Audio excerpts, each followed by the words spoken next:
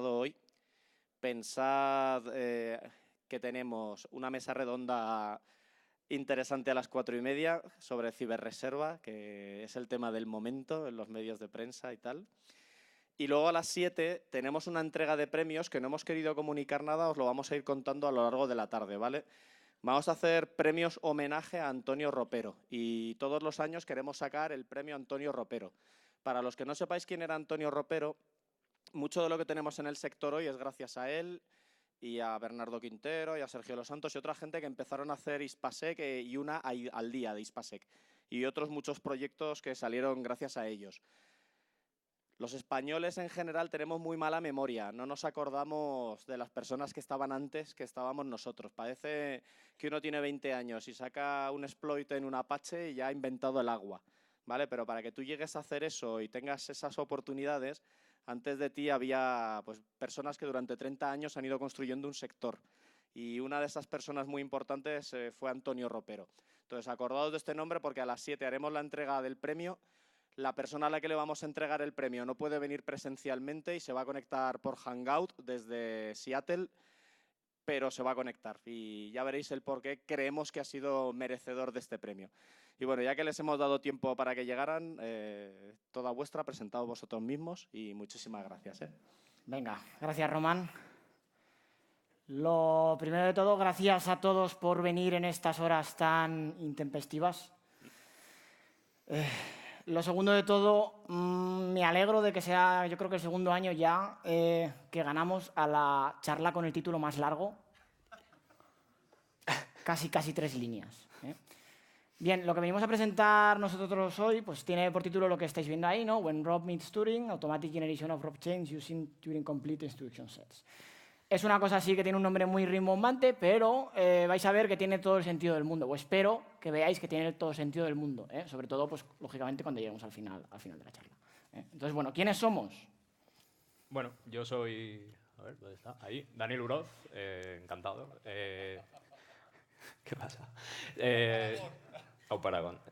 Soy informático por la Universidad de Zaragoza y, bueno, yo trabajo como analista de malware en una empresa del sector, ¿vale? Y bueno, yo soy ese que aparece ahí, todavía no me han procesado. Soy doctor en informática por la Universidad de Zaragoza desde hace unos cuantos años y actualmente trabajo como profesor en el Centro Universitario de la Defensa, que es donde estudian los cadetes del futuro ejército, los futuros cadetes del Ejército de Tierra y también de la Guardia Civil. Y bueno, pues me dedico a una serie de cosas, ¿no? Entre ellas análisis de malware y seguridad en NFC y RFID, que es algunas cosas que también hemos contado anteriormente. Bueno, vamos a empezar un poco ya a hablar de lo que es el tema que nos ha traído aquí. Supongo que habéis visto el título, ¿no? Voy a volverlo a poner. Rob, Turing, ¿sí? Bueno, yo un día... a mí me gusta mucho la informática teórica, ¿eh? Entonces yo un día estaba leyendo un artículo, que es este de aquí.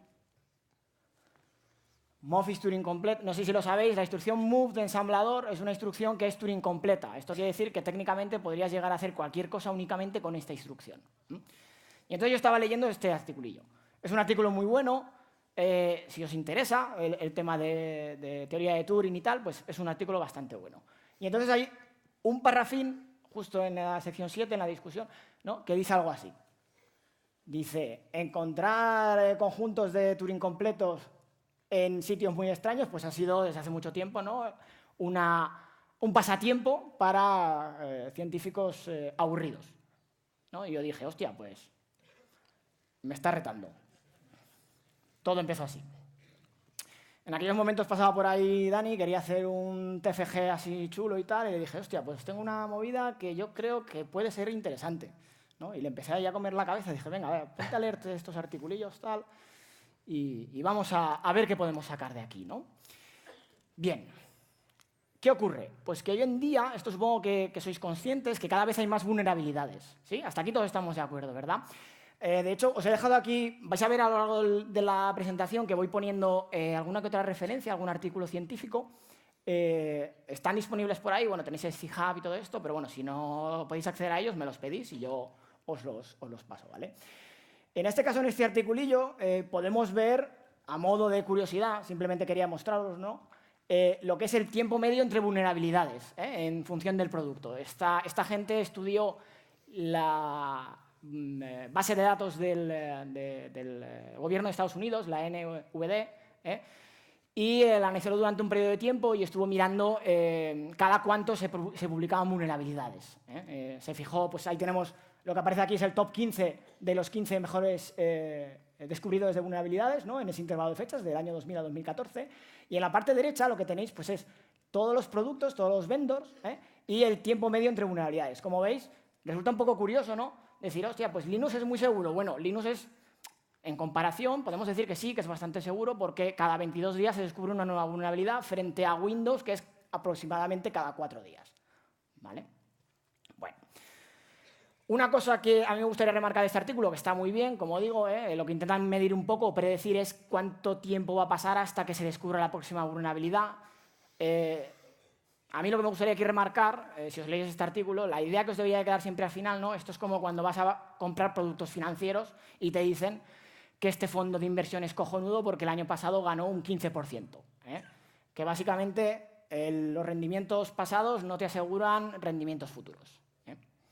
Lo mismo ocurre con el tema de las vulnerabilidades. Que haya ocurrido que en un periodo de tiempo se descubren vulnerabilidades muy rápido no quiere decir que esto sea así de continuo. Bien, ¿qué quiere decir con esto? Que las vulnerabilidades en el software es una realidad y cada vez más. Hasta aquí todos de acuerdo, decíamos, ¿no?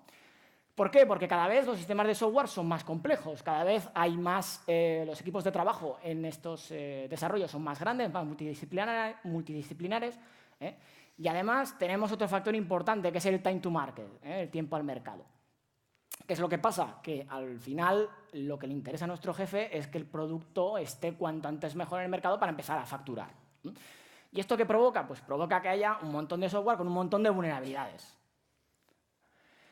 Bueno, a modo de curiosidad, se estima que de cada 1000 líneas de código se introducen de 6 a 16 bugs, ¿vale?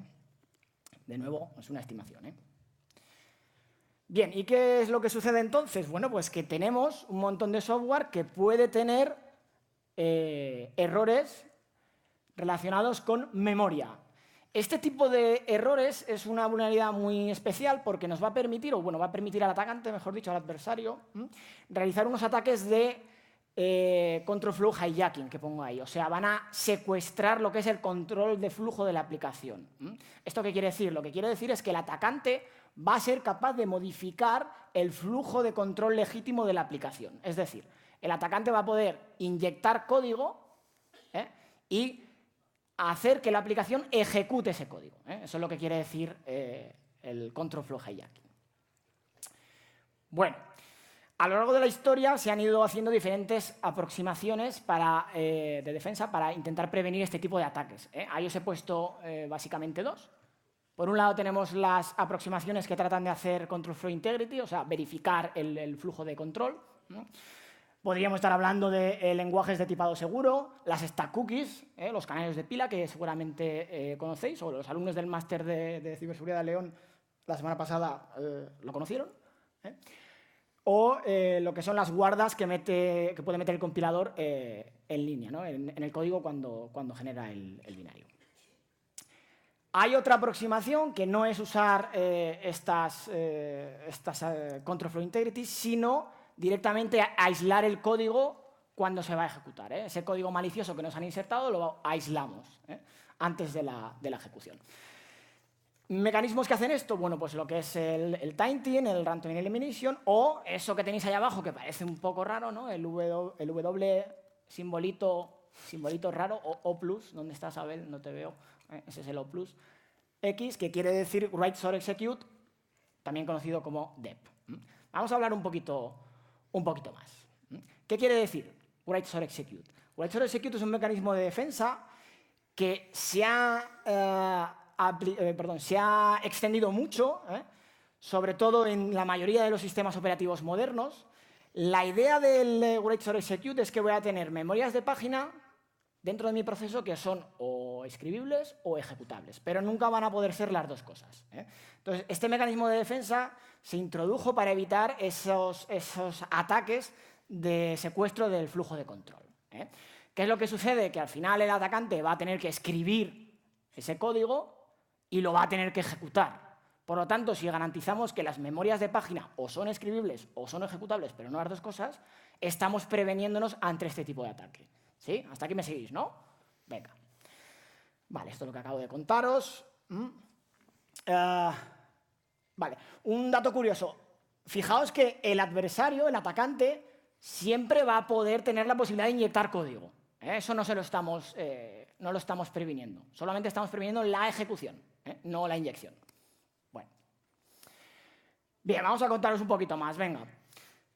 La defensa de Write for Execute se ha incorporado a nivel hardware, tanto en AMD como en Intel, que son los conocidos en XBit o el XD, en el caso del Intel, y también a nivel software. En el caso de implementación a nivel software, estaríamos hablando del proyecto PAX, que fue cuando se introdujo en Linux. En el caso de Windows, se introdujo a partir del Windows XP SP2. En Windows, ya sabéis un poco la política que usa Microsoft, ¿no?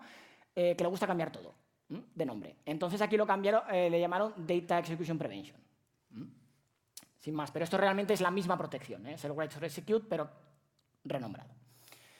Bueno, he venido aquí a hablaros un poco también de lo que son una de las vulnerabilidades más típicas que supongo que conocéis, que además me contaba antes Alfonso, que estará por ahí, que en el taller de Pablo estuvieron jugando con ella, ¿no? Y explotándola y tal, bla, bla. Bueno, la típica vulnerabilidad de buffer overflow, en este caso en la pila. Lo que tenemos aquí arriba, ¿veis lo que tenemos aquí arriba, no? Una función readName con un nombre de usuario de tipo cadena, una variable local de tipo cadena, 256 caracteres, un printf y un scanf para poder leer del usuario. Ya sabéis todos que scanf es súper segura, ¿verdad? Bueno, esto que tenemos aquí sería el código de ensamblador de esta función de aquí arriba, el equivalente en código de ensamblador. A mí lo que me interesa que entendáis, o bueno, lo que simplemente os quiero recordar, porque esto entiendo que la mayoría de los que estéis aquí ya lo conocéis, es que al final, ¿qué sucede? Que en las arquitecturas de Intel, en la pila vamos a almacenar, recordad, pasos de parámetros, variables locales y otro aspecto muy importante, que es la dirección de retorno, ¿no? Que es un poco lo que yo os he intentado pintar aquí. Aquí tendríamos los parámetros de esta función en el caso que tuviera alguna, que en este caso no tiene. Tenemos aquí la dirección de retorno y finalmente en la pila vamos a encontrarnos que tenemos nuestra variable local username. Esa variable local está situada en una zona de memoria accesible, EBP menos ese valor en hexadecimal. ¿Qué es lo que sucede si yo escribo, ¿no?, en esa función, en la pila, más de 108 bytes en hexadecimal? Pues lo que va a suceder es que se va a producir una escritura de memoria adyacente. Esto es lo malo que tiene el scanf, que no controla el número de caracteres que lee. Simplemente va a leer hasta que encuentre un /0 o un /n. O sea, que voy a ser capaz de introducir aquí un chorizo y sobreescribir la dirección de retorno. ¿Vale? ¿Qué ocurrirá entonces? Que cuando este código de aquí en ensamblador se vaya a ejecutar esta instrucción de red, que lo que hace esta instrucción de red es coger el valor que tengo en el return address y colocárselo en el registro de puntero de instrucción, pues ahí lo que voy a hacer es conseguir llevarme el flujo de control a donde yo quiera. Hasta aquí todos de acuerdo, ¿verdad, chicos? Venga.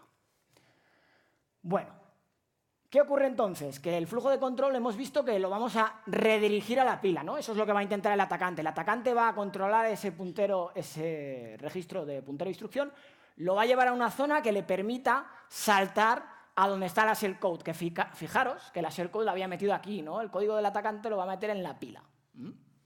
Bueno, por lo tanto, lo que va a evitar el Write for Execute es la ejecución de eso que está en la pila.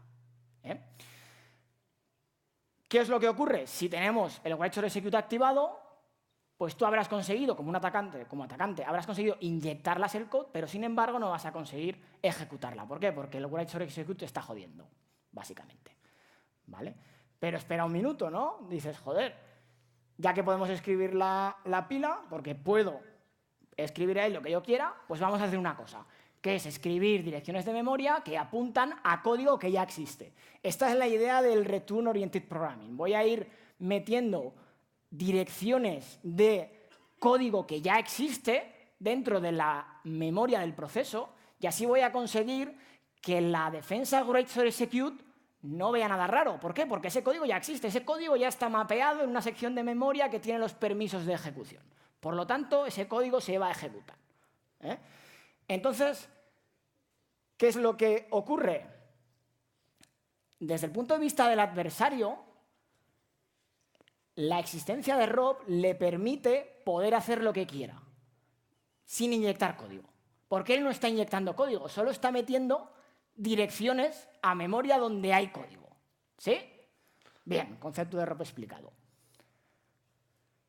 Bueno, ¿qué decía yo aquí? Vale. Por lo tanto, los ataques ROP lo que me van a permitir es lograr el secuestro del control de flujo sin ejecutar código nuevo. La parte de código nuevo es importante. ¿Qué es lo que sucede realmente? Que estamos trabajando con arquitecturas Intel. La arquitectura Intel tiene una pequeña desgracia. Y es que el conjunto de instrucciones que tenemos en la arquitectura Intel es muy grande y el tamaño es variable. Van de 1 byte a 15 bytes. ¿Qué es lo que sucede entonces? Que una instrucción que tú puedes tener en tu código de manera legítima, como esta de aquí, ¿no? Esto es un move EAX cierto valor, lo que está haciendo es colocar este valor en EAX. Si en vez de empezar a leerlo en este byte B8 lo empiezo a leer en el 89, lo que sucede es que esta instrucción se me interpretará como esto de aquí. ¿Qué tengo yo aquí? Pues tengo una instrucción que hace cosas y un ret. El ret lo que va a hacer es, pues lo que hemos visto antes, ¿no? Sacar un valor de la pila y llevar el flujo de ejecución a ese valor que acaba de sacar de la pila. Bien, pues este trocito de aquí, esto es lo que se conoce como un ROP gadget. Es un conjunto de instrucciones que acaban con un ret. El atacante lo que se va a construir es una ROP chain. Va a coger direcciones de memoria y va a ir encadenando secuencias de ROP gadget para conseguir el comportamiento que él quiere. Fijaos lo que está haciendo aquí, por poneros este ejemplo que aparece aquí, ¿no? Está apuntando primero a una zona de memoria que hace una sobre CX, que esto realmente lo que está haciendo es colocar el registro CX a 0, y luego está apuntando a una zona de memoria donde encuentra un gadget que es neg_fx_ret, eso que es una negación del registro CX. Es decir, acaba de conseguir en FX el valor -1. Y luego pues hace cosas. Venga.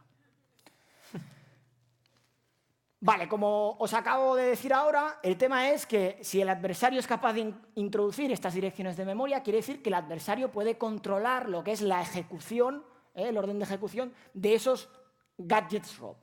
Como comentaba ahora, se define el concepto de ROP chain como el conjunto de ROP gadgets. Venga, entonces, ¿por qué os he contado todo este follón, no? Joder, ¿cómo enlaza todo esto? Pues fácil. Si yo tengo un proceso en un sistema operativo que el sistema operativo está protegido con la defensa de Write or Execute, ¿cómo puedo yo evadir esa protección? Desde un punto de vista de atacante.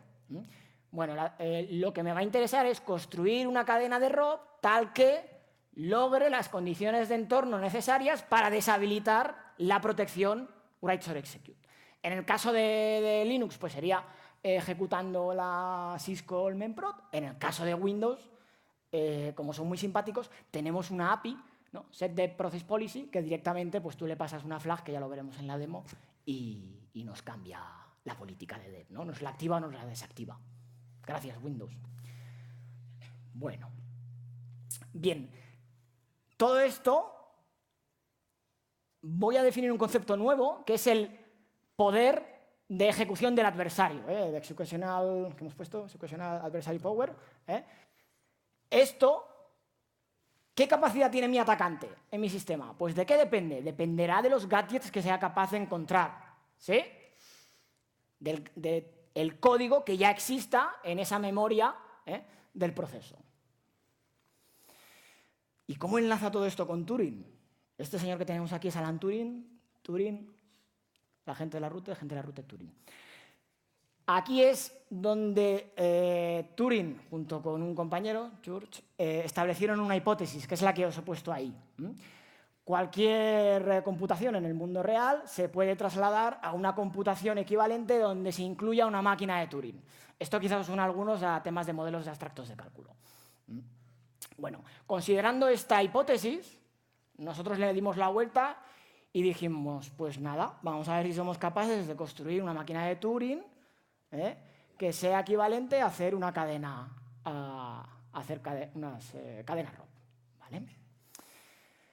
Las operaciones de Turing son estas que aparecen aquí. Nosotros hemos considerado, mejor dicho, estas cadenas de aquí, estas operaciones de aquí, que son un poquito más abstractas que lo que son las operaciones de la cadena de Turing normal, pero bueno. Cargar una constante, mover un registro, cargar un valor de memoria, guardar un valor en memoria, sumar o restar un valor a memoria. ¿Qué más tenemos? Operaciones lógicas. Tenemos ahí 4, como veis, pero realmente por la ley de Morgan, supongo que lo conocéis al señor Morgan también, nos podemos quedar con uno de cada uno de esos conjuntos, ¿vale? Y también tenemos saltos condicionales. Todo esto de aquí es lo que define una máquina de Turing. Con este conjunto de instrucciones realmente podemos hacer cualquier tipo de cómputo. Venga. ¿Cuál es nuestra idea entonces, ¿no? Nuestra idea es, bueno, pues vamos a coger cada una de esas operaciones de la máquina de Turing y vamos a definirlas como un ROP gadget. Esto que tenéis aquí son ejemplos de la instrucción mover. Aquí tengo un exchange con el red, aquí tengo un push pop red, aquí tengo un sort de destino y una suma del destino al fuente para conseguir ahí un mover, ¿no?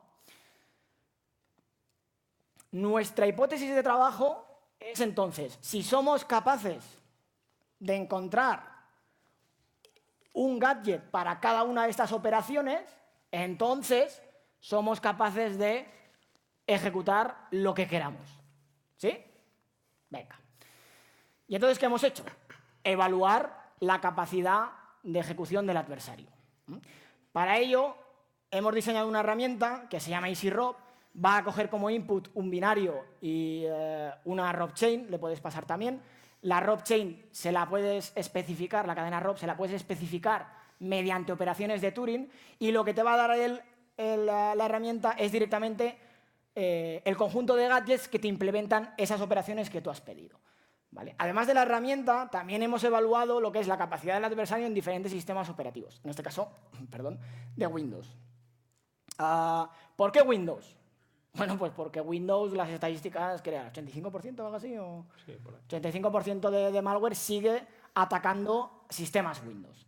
Además, hemos estudiado tanto 32 como 64 bits. 32 bits me vais a decir, hostia, pero si ya no se usan. Bueno, me gustaría ver los cajeros, ¿vale? Un poquito más a fondo. Y para acabar, vamos a mostraros también un ejemplo, aparte de enseñaros la evaluación, vamos a mostrar un ejemplo de cómo se puede construir la cadena ROP con una vulnerabilidad real. En concreto, vamos a analizar esa vulnerabilidad que os la contaré luego. Y todo tuyo. No, con todo esto en mente, decidimos crear una herramienta que nos permitiera de buscar en todas las operaciones de Turing en distintos binarios. La denominamos EasyROP. Bueno, lo bueno que tiene esta herramienta, aparte de ser multiplataforma, es que nos permite crear esos ROP chain para poder ejecutar distintas operaciones de Turing, ¿vale? Y así conseguir la explotación. Nosotros cuando lo creamos, claro, nos centramos en x86 para Windows, pero teníamos en mente que se pudiera extender a arquitecturas ARM, que tienen otro tipo de particularidades, y ya no solo centrarte en las operaciones que te permite Turing, sino que las personas, la gente que usara esta herramienta pudiera crear sus propias operaciones que no tienen por qué no tienes por qué limitarte a las que hemos dicho anteriormente. Para ello utilizamos Python 3, como nos centramos en Windows utilizamos la librería de pfile para poder parsear los binarios, y el core de todo el desensamblador es Capstone. Si vais a la página oficial de Capstone, pues da la casualidad que está nuestra herramienta por ahí, en los casos de uso. Y luego para definir las herramientas, lo siento, pero utilizamos XML. Las operaciones. Las operaciones, lo siento. Utilizamos XML, vale. Claro, ¿qué te permite EasyROP respecto a otras herramientas?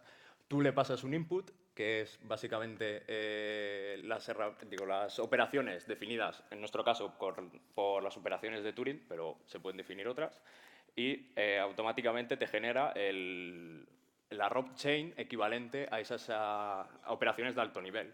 Esto te permite, en cierta manera, abstraerte y no tener que pegarte con las peculiaridades de los ataques ROP, ¿vale? Para ello, bueno, nos inventamos en un XML un DTD que te permitiera crear tus propias instrucciones bueno, tus propias operaciones. Las operaciones están definidas por conjuntos, de ahí los sets que vienen en el título. Y por lo menos una operación tiene que estar definida por un set y ese set tiene que estar definida por instrucciones. Entonces, para realmente crear la operación de alto nivel, en este caso move, lo que tú puedes definir es distintos conjuntos que realmente te permiten implementar esa operación de alto nivel que hemos dicho que se llama move. La herramienta ahora está liberada bajo la licencia GPL en GitHub, así que si por un casual queréis usarla y os parece útil, la tenéis ahí publicada. Y claro, una vez ya hemos creado la herramienta que nos permita realmente evaluar el poder de un adversario en un sistema operativo, pasamos a lo que viene siendo la evaluación, ¿sabes?, de ese tipo de ataques en los sistemas operativos. Claro, el objetivo está claro, es intentar crear máquinas equivalentes máquinas de Turing mediante Rob chains, ¿vale? Para ello decidimos que como tú para utilizar Rob chains te tienes que apoyar en código que ya está en el espacio de memoria de los procesos, nos basamos en Node DLLs. Los Node DLLs son las DLLs las más usadas por el sistema operativo, por lo tanto es mucho más probable que se encuentren en memoria. Y además, NTDLL, que no está en Node DLLs, pero es parte del ¿cómo se llama? Sí, del Windows Payloader, por lo tanto, siempre va a estar en memoria.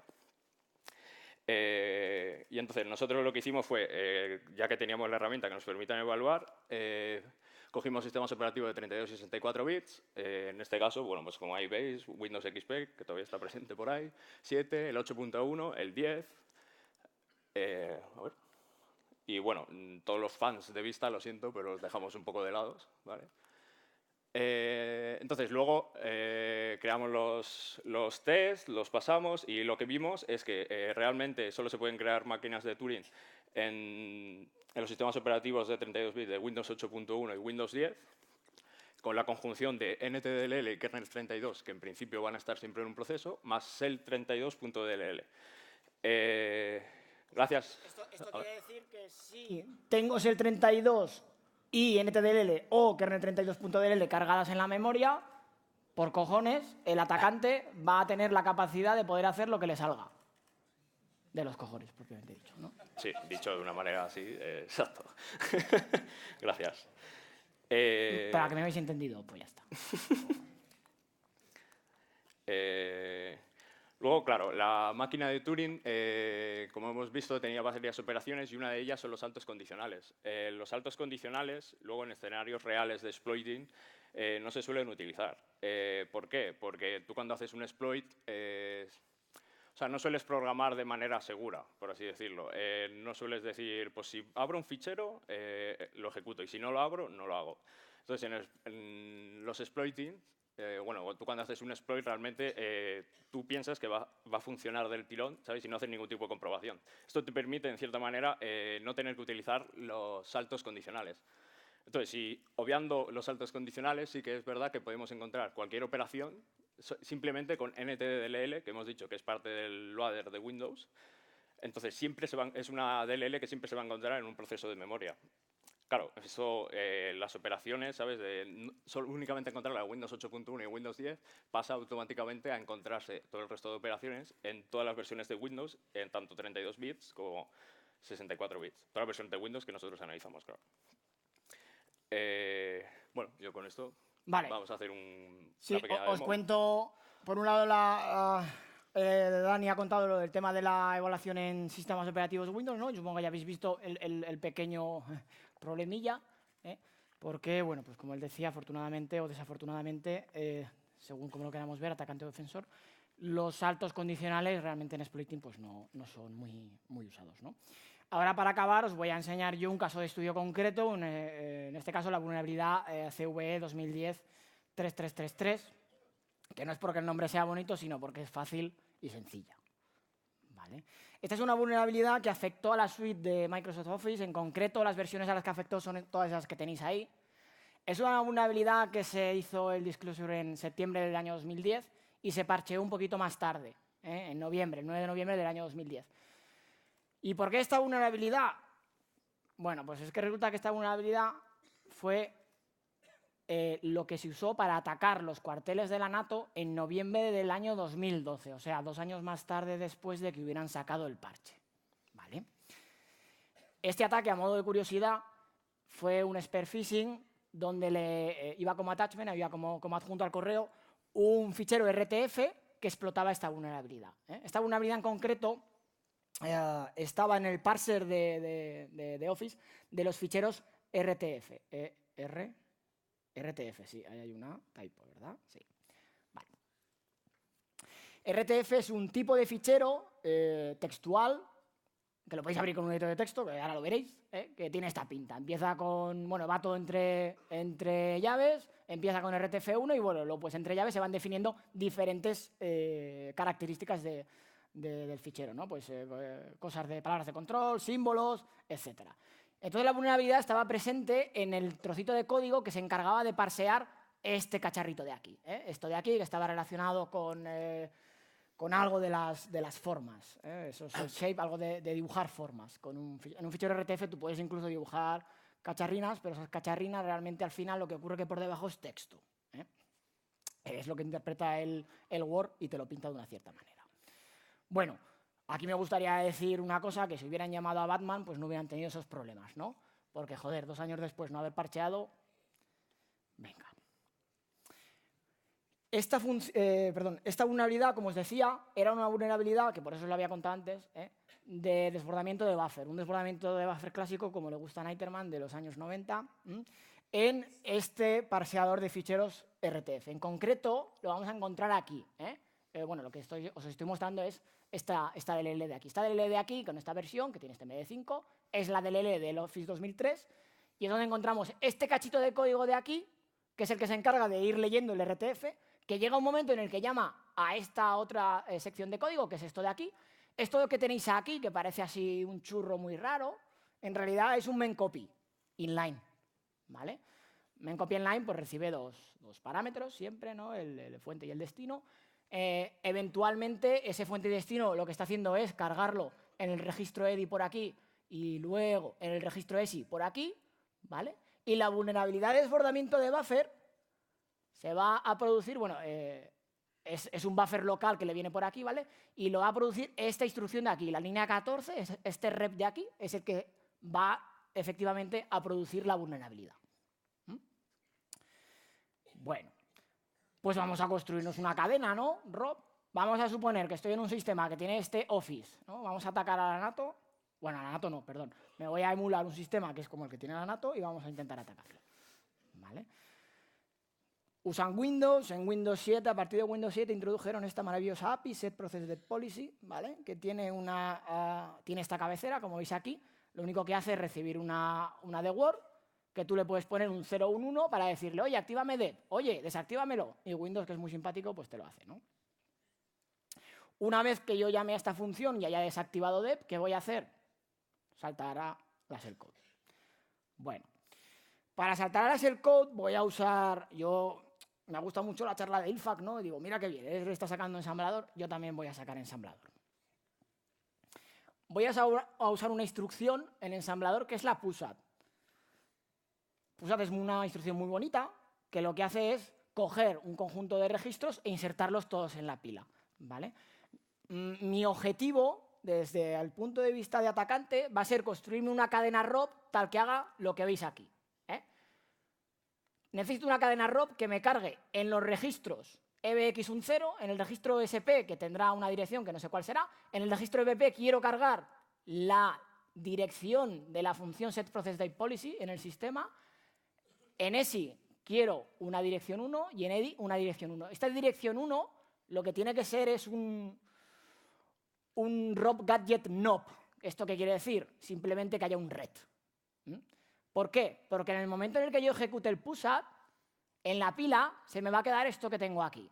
¿Y esto que tengo aquí qué es? Pues fijaos, aquí tendré SP apuntando a address 1, es decir, que cuando acabe la ejecución, ¿vale? Me va a ir a este SP de aquí, me va a llevar a un sitio donde hay un red, es decir, va a volver aquí, me va a volver a llevar al mismo sitio que hay otro red, me va a llevar aquí, ¿vale? Es decir, se va a ejecutar la llamada setProcessDepPolicy y ahora imaginar que estamos ahí parados en esa ejecución. Recupero lo que os decía antes. ¿Qué es lo que se guardaba en la pila en arquitecturas de Intel? Los parámetros, ¿os acordáis? ¿Vale? Pues si pensamos desde un punto de vista de arquitectura de computadores, si yo hubiera llamado a esta función, tendría, imagina que le quiero pasar un 0, ¿no? Pues habría hecho un push 0 y luego habría hecho el call. Y en la llamada del call realmente me va a meter en la pila la dirección de retorno para que cuando acabe la función setProcessDepPolicy, pues vuelva a su sitio, ¿no? Pues fijaos lo que yo he conseguido con la instrucción pusat, que cuando se ejecute el setProcessDepPolicy, que tiene el argumento aquí, ¿veis? Este cerito, que este cero le va a indicar desactívame dep, ¿vale? Voy a conseguir que me vuelva a la dirección que tengo en address 3. ¿Y qué dirección voy a ponerle aquí? Pues le voy a poner donde tengo mi payload, ¿vale? Que estará también en la pila. Bueno, si tenéis alguna pregunta de esto, luego lo podemos discutir un poco más a fondo y ya está. Disculpad, pero como el tiempo apremia, tampoco puedo meterme mucho más. Más o menos habéis entendido la idea, ¿no? Voy a manipular ahí la cosa para que cuando llame a setProcessDepPolicy, él encuentre su parámetro y además a la vuelta vuelva donde yo quiera. Perfecto, voy sobrado. Es decir, si lo pensamos desde un punto de vista de operaciones Turing, bueno, Turing, que ese knob de ahí es un añadido especial, ¿vale? Sería esto que tengo aquí, ¿no? Pues tengo aquí, necesito un gadget knob, necesito un load constant en EDI, necesito un load constant en ESI, un load constant en NBX, un load constant en NBP y un pusat. Esta es la cadena ROB que va a necesitar el atacante. Esto se lo pasamos a lazy ROB. Vamos a usar además... Claro, necesitas un binario, ¿no? Dices, hostia, ¿y qué binarios tendrá cargado en el Word en el sistema? Pues joder, pues usa el mismo binario, ¿no? El mismo binario que tiene la vulnerabilidad. Que además resulta que no es compatible con ASLR. ASLR, nos he comentado, es una defensa que lo que hace es aleatorizar el espacio de direcciones. ¿Qué sucede? Fijaos que yo diré, aquí me vais a pegar luego, ¿no? Pero aquí realmente está usando una dirección de memoria que yo sé. Esta instrucción de memoria es dónde está la función setProcessDepPolicy en ese sistema, en esa ejecución. ¿Eso es real? Bueno, podríamos saberlo, ¿no? El atacante lo podría saber mediante algún memory leak previo o cualquier otro tipo de acción, ¿vale? Me refiero, vamos a suponer que ASLR no lo tienen activado, o si lo tienen activado, pues tenemos un memory leak que nos permite saber dónde está esta función. Independientemente de eso, como yo estoy usando como entrada este fichero y este fichero no es compatible con ASLR, en realidad me la suda que ASLR esté activado porque las direcciones de esta DLL siempre van a ser iguales. Total, que ejecuto la herramienta de Dani con un def-2 y vais a ver que en unos 72 segundos más o menos me encuentra los gadgets, ¿vale? Voy a mostrarlo primero aquí y luego os lo muestro en pantalla, o sea, en real. Esto que tenéis aquí sería el resultado de lo que me saca la herramienta, ¿veis? Me dice, mira, pues tienes un NOP aquí, tienes un load constant aquí, tienes un load constant en ese aquí, otro aquí, otro aquí, y el pusat lo tienes ahí. Y con eso pues tú ya te montas el script, el ficherín, me monto eso que tengo yo ahí a la derecha. Eso que tengo ahí, ¿qué es? Pues es el RTF malicioso, ¿no? Que yo me he creado para explotar.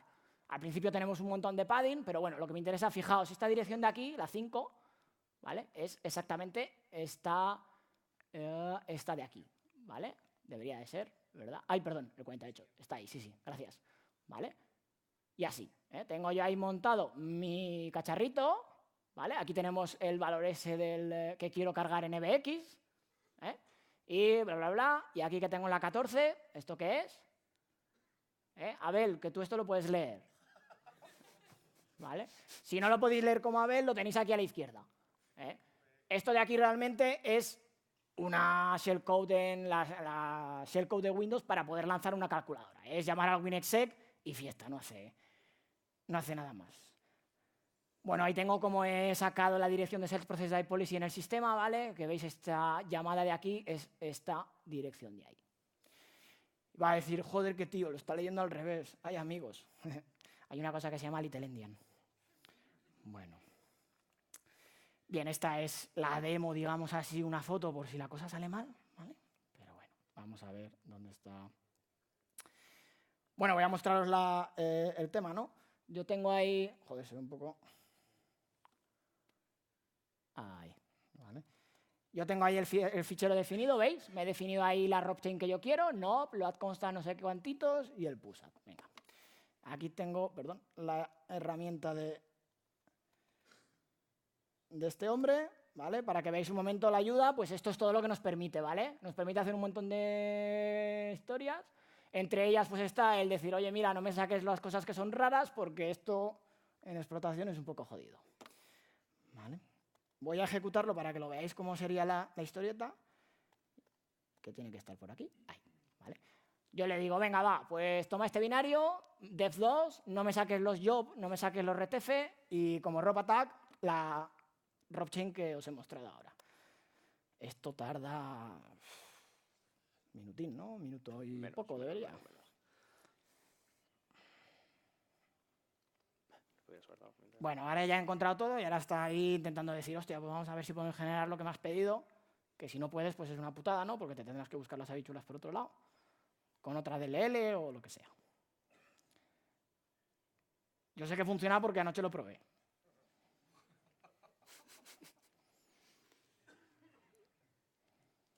Lo que pasa es que le cuesta, o sea, a ver si...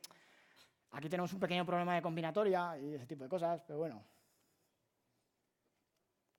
Siempre sí, funciona. Espero. Que siempre sí. 72 segundos eran, ¿no? Habíamos medido en los experimentos. Bueno, pero eso era en tu máquina. Tampoco sé qué máquina usaste. No, Mac. Todo esto lo hemos publicado, bueno, estamos pendientes de publicación en un artículo de esos de 2 columnas que a todos les gusta. Bien, y aquí lo tenemos, ¿no? 57 segundos. El Mac es un poco más rápido que tu máquina. ¿Vale? Gracias. Como veis, aquí nos saca, pues por un lado, ¿no? La instrucción, donde lo ha buscado, y la dirección de memoria donde lo tenemos, ¿vale? Esto es lo que el atacante usaría, pues, para construirse, como habéis visto, la cadena ROP. Esto tú ahora lo metes ahí en tu fichero RTF y listo. Venga, una vez que yo tengo esto, me voy a mi máquina virtual de Windows 7, donde tengo mi Office instalado de toda la vida, de Dios, Office 2003. ¿Qué más tengo por aquí instalado? El Emmet, por supuesto, esta herramienta es una pena, Microsoft, que la vayas a quitar. El 25 de julio de este año han quitado ya el soporte de forma definitiva. Esta herramienta está muy bien. Es herramienta de botón gordo para gente que no entiende mucho, ¿no? Pues para que pueda activar en su sistema lo que es todas las defensas. Estos son defensas de sistema y luego a nivel de proceso podemos activar un montón de defensas más que huelga decir que en Windows 10 y tal ya las han incorporado a nivel de kernel, ¿vale? O sea, a nivel de nativo de sistema, pero bueno. Total, como veis aquí, dep está activado. ¿Lo veis bien? Vale. Y ASLR está activado por defecto, que quiere decir que todas las librerías de sistema pues están randomizadas, ¿vale? Tenía yo por aquí también una consolilla para mostraros, pues por un lado, dónde está la dirección del WinExec, que se ve un poco como una puta mierda. Y esto no sé si permite, esto no permite el más, yo es que no, esto no sé cómo se usa. Así que, no sé. El más, pero aquí no funciona, ¿no? Si lo doy a esto, lo que hace es ampliar, pero no, nada, esto, mierda puta. Bueno. Ahí, como veis, tenemos las direcciones, ¿no? Que yo consigo de la máquina, tal, no sé cuantitos. Y tengo aquí un ficherín que voy a editarlo con el Notepad++. Conocéis todo el mundo el Notepad++, ¿verdad? Que esto sí que debería funcionar. ¡No! ¡Mierda!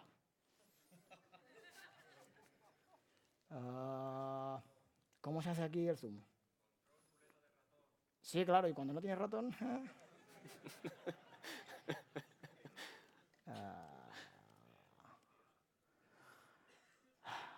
Zoom. ¿Hay un shortcut de esto? Venga, perfecto. Tampoco tengo teclado numérico, así que cojonudo. Esto si me hubiera acordado, disculpad, pero lo hubiera hecho en casa con un ratón y así hubiera traído aquí ya esto preparado. Pero como lo hice ayer, pues se me olvidó. Bueno, más o menos lo veis, ¿no? Román, ¿cómo vamos de tiempo? Román no me escucha. Ok, gracias. Bueno, como veis es un fichero de texto normal y corriente, ¿no? Es para que veáis que no hago ni trampa ni cartón. Vale, lo voy a minimizar.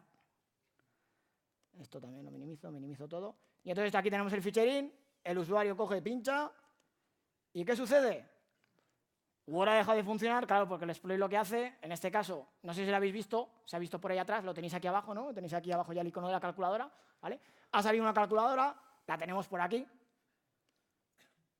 ¿vale? La calculadora es funcional, por supuesto, ¿eh? Tú aquí puedes restar, puedes hacer lo que tú quieras, funciona. El Word ha petado pues porque el exploit lo hice para que petara y ya está, tampoco me iba a preocupar mucho, ¿vale?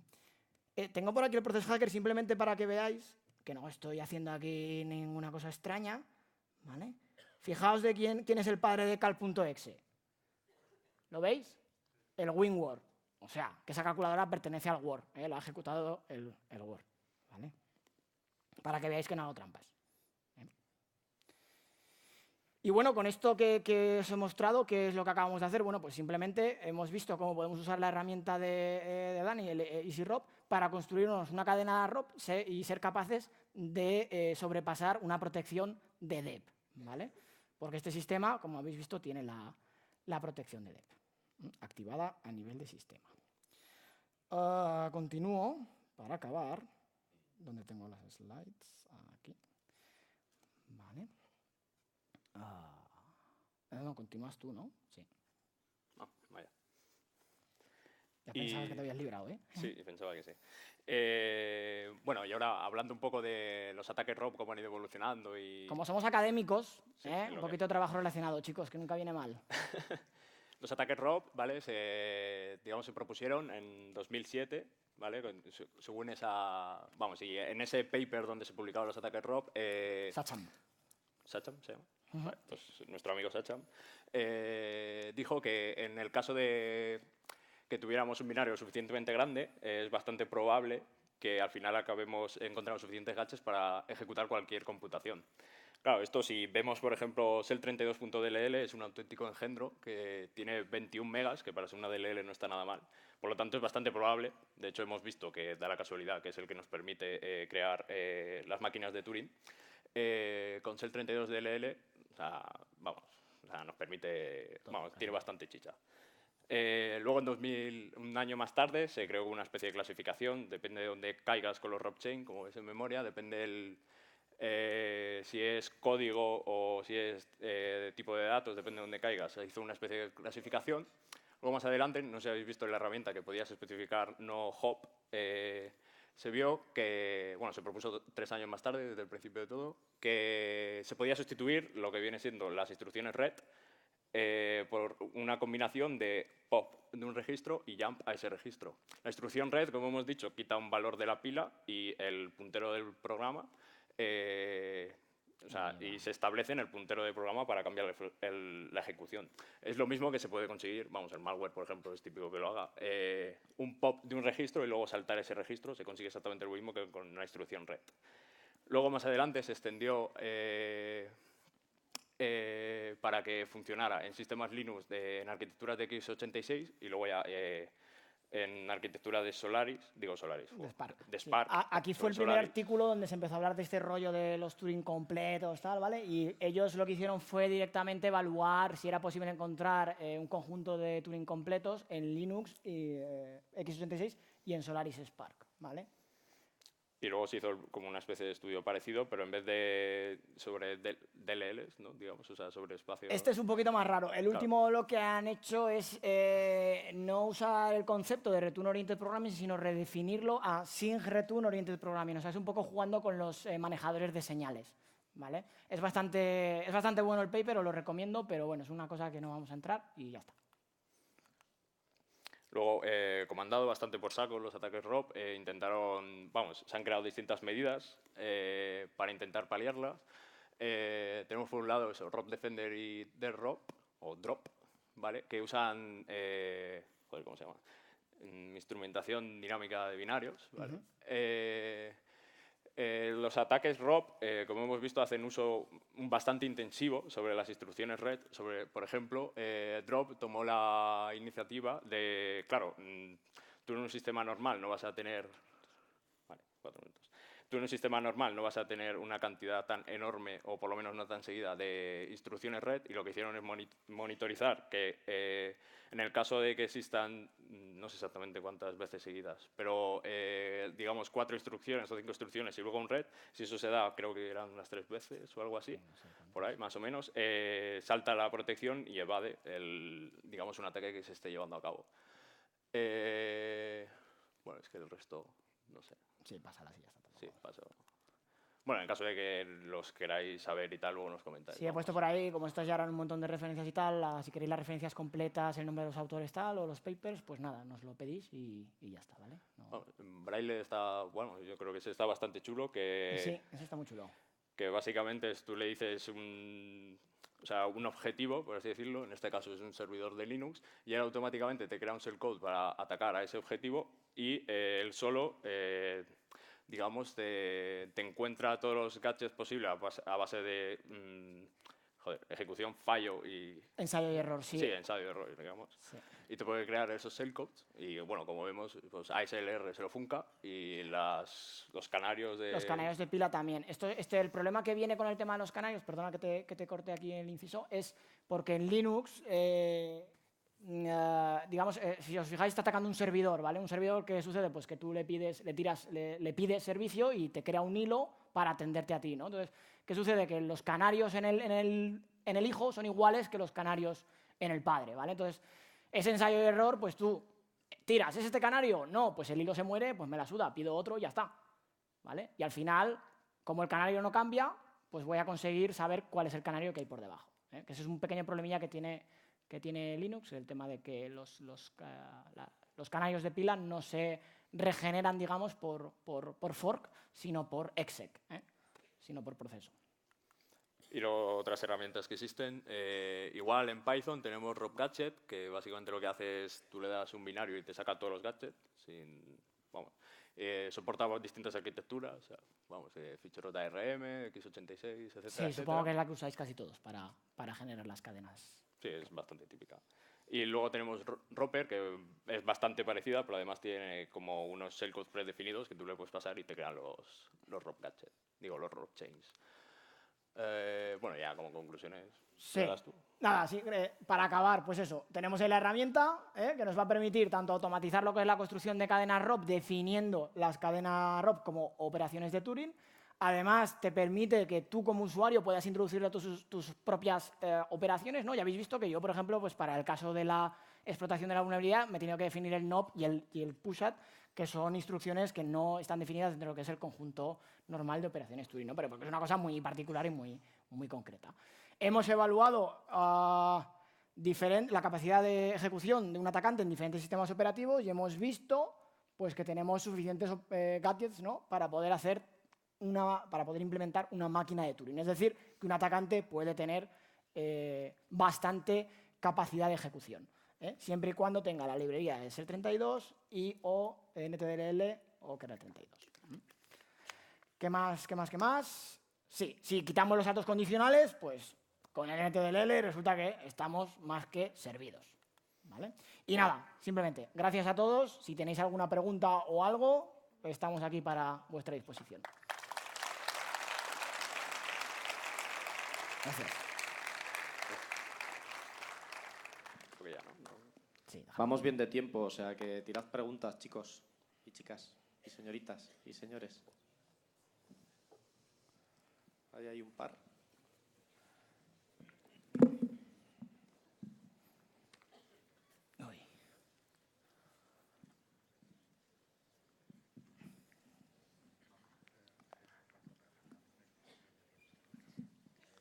Sí, hola, gracias. Hola. Aquí. Hombre. ¿Qué tal? ¿Cómo estás? A ver, son dos preguntas. La primera es, ¿la herramienta es capaz de detectar gadgets precedidos por un call? ¿Por un? Por un call. No acabo de No. O sea, si tiene algún flag para solo detectar los gadgets que están precedidos por un call. Que son digamos, los puntos de retorno legítimos del código. Tienes un call y tú retornas a la instrucción posterior. Ah, tú lo dices, o sea, ¿estás pensando para la posibilidad de intentar evitar los mecanismos de detección de ataques ROP o Sí, por vas por ejemplo, ahí? el de barra ROP. No. Vale. ¿Y cómo de posible pensáis que es llegar a tener el conjunto de instrucciones de Turing para tener una máquina de Turing con esta restricción? Solo gadgets precedidos por un call. O sea, él lo que está diciendo es que después del call tengas el gadget, ¿vale? O sea, para que la dirección de retorno sea como legítima. Pues eso es francamente poco probable. No te lo puedo decir así con números, pero te diría que muy poco probable. Porque esa restricción es bastante fuerte, ¿eh? O sea, que después de un call tengas 2 o 3 instrucciones y un red y que encima esas 2 o 3 instrucciones sean las equivalentes a implementar cada una de las operaciones de Turing.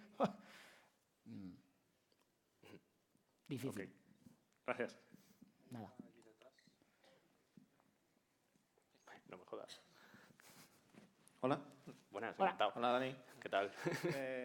Lo que habéis comentado antes de que se ejecutaba en ciertas versiones de Microsoft eran Windows 7, 8 y 10, ¿no? Habíamos Poníais hecho una nosotros tabla con Los los... sistemas operativos que hemos evaluado, Sí, Sí, sí, XP 7, 8.1 8.1 y 10. Y cada uno en 32 y 64 y unas versiones específicas, sí. claro. ¿Y por qué esas versiones específicas más modernas, por así decir, eran más... habéis podido vulnerar ese tipo de ataque? ¿Y por qué no las antiguas no eran vulnerables, por así decir? No, me ha quedado un poco claro. Sí, no, esto va en relación con lo que me comentaste, que observaste que las DLLs en los sistemas operativos modernos, en las últimas versiones de Windows resulta que las DLLs han incrementado bastante de tamaño, entonces es más probable, porque tienes más tamaño, entonces es más probable que puedas encontrar más operaciones. Esto va en relación. básicamente, sí. Gracias. ¿Alguna pregunta más? Haceos notar porque no os veo desde aquí abajo, ¿eh?